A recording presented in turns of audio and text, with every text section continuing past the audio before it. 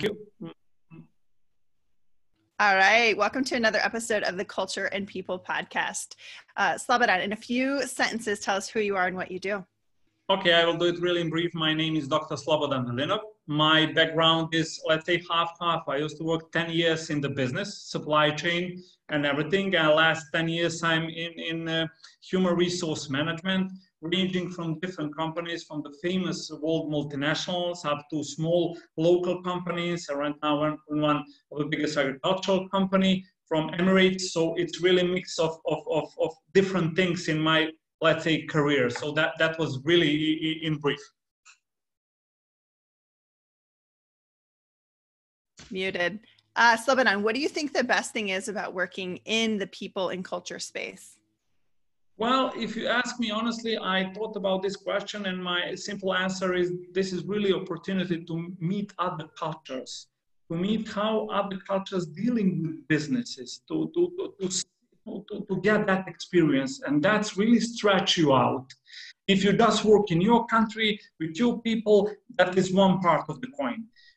Having experience with different people, different nationalities, different cultures really give you stretch and give you opportunity to get new experience across different industries. So that would be quite what is good from my perspective. I love it. The connection to humanity. I agree. Yeah. So I'm hearing from other top people and HR leaders that engaging employees is a challenge. What are your thoughts? Well, to be honest, I would maybe rephrase that. The motivation is rapidly change. And that when we talk about engagement, we are talking about motivation. What is today in this time? Let me put it this way. People are reluctant to wait for development. We have all these things, Instagram, Facebook, just be fast. And that now leads us to the specific position that people are willing to change and looking all over the fence, not considering what they have right now, and is that good, or should they wait just a year, 2, 3 to have a proper development path? No, go another company, shoot it. It sounds good, and that's the reason why the companies then are sometimes react slowly in terms of speed, because they do not expect from young people who are just joined the company or have 1 year of experience suddenly to ask, okay, promote me or I will go out. So sometimes that's the reason why today, especially for these Z generation, young people, they have very high expectation in a very short time span. And if you are not capable to respond to that, probably they walk out. They even don't have problem to stay out of the job position, and they don't care. And then as a company, you have really, let's say, a challenge. When you have somebody who have sort of way of thinking, okay, if I lose the job, what's happening? Young people do not think that way. I don't care if I didn't get what I suppose or what I think I have to get, go out. And that's the reason why in this time engagement become a tricky business. It is a tricky business. Do you think it's gotten even worse during COVID-19? Well, when we are talking about COVID-19, we get back to the fear. And that is the basic fear, losing of everything. Is that health? Is that life? Is that job? Is that mix of different fears together? I don't want to sound like psychologist. That is not my background. But when the people are feared, most likely they will avoid the change.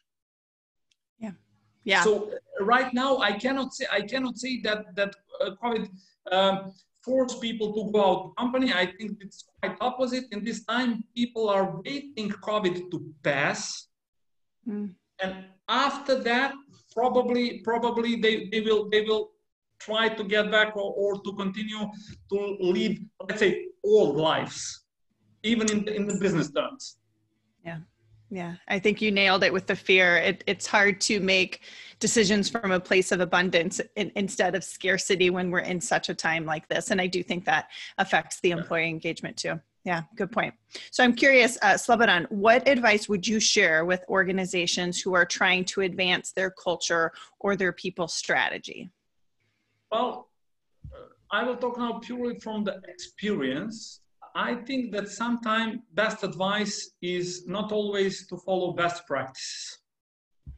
What company often make mistake? They go to the Google or buy different books how some of the biggest names in the industry succeeded and try to follow, copy paste those models, but they do not consider a million small things, or let's find things to adjust themselves to the certain models. And then they come to the conclusion, this model is rubbish. But it's not question about model. It's really try to fit what is the need of your organization and your flexibility, try to answer on that. I think that would be best advice. Sometimes you cannot compare yourself with Virgin Company or Amazon or Facebook or Google. Those are really, big companies, complex models. But you try to find the model that will suit your needs. Yeah, I like that. So from my perspective, the cheapest way that often companies forget is to listen their people. They forget to listen their people, and the people often in a million of different talkings, when you take the 10% of that, they tell you what bother them. They tell you what is problem. So for you, then life would be much easier to take that 10% and make it live as a process, and people will be satisfied. Sometimes companies come to some fancy solutions, expensive projects, and sometimes it's enough to have a coffee and to listen what your people are talking about. Yeah. Listen up, guys. That was great advice from Slobodan in terms of you don't have to strive for this best in class programs. It's often the small things that are going to make a difference in the employee engagement. And it starts with just listening. Killer. Yes. Killer advice. Good. Thank you, Slobodan. What other top HR or people operations leaders like yourself would you like to recognize, or maybe even they could be a guest on the podcast? Well, for me, it's quite important. What I learned from different industry is to try to see what's happening over the fence in the terms in other industries. Sometimes people are confident in their industries and they think, yeah, we are the gods. We have everything, all policies, all procedures, everything is on the place. Yeah, but sometimes its cheapest way is to see what's happening. I'm not thinking about competition, total different industry. Let's check what, for example, pharmaceuticals, how they resolve some question probably that bother you. Sometimes across different industries, you can really pick it for free, some super solutions. And people are often focused just on their industry and their problems, and not going, I hear that word, out of the box, but not pick it up from other companies. Sometimes some resources that you require are for free, and we often forget that. Yeah. As a consumer society, we think we have to pay big to get the best solution. Yeah. It's sometimes it's much easier to see what's going on. Yeah, I agree. I look back at my career. I think a lot of my impact as an HR people operations leader has been because I brought other knowledge from other supply chain or customer service or whatever that, even the business, right? Making me a more well-rounded leader. I love that. So last question here. We're coming right on time. Tell me what it does for your personal alignment to work in this HR and people space. How does that fulfill you personally?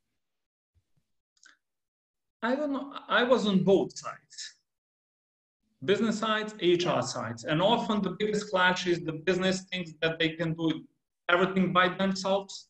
They don't need HR. HR thinks that we are super kings and we know all the business. And often when you do not realize that in the company and try to make some balance between those two, probably you will not get the point. And when I say you will not get the point, you will not finalize what is your strategy. So at the end of the day, you will suffer. So for me, it's really what I see as let's say most important point is how you. I know that I will sound now cheap. How you treat your people. Yeah. Companies often forget that, and they say we have money, we have cash for capex, we have super everything, we buy all equipment and everything. But at the end of the day, strategy will not formalize by itself. Yeah. You need people to make the life in the strategy, and That's great, companies Slobodan. often forget that. I agree. Well, we are at time, so I'm going to have to stop us for today, but thank you for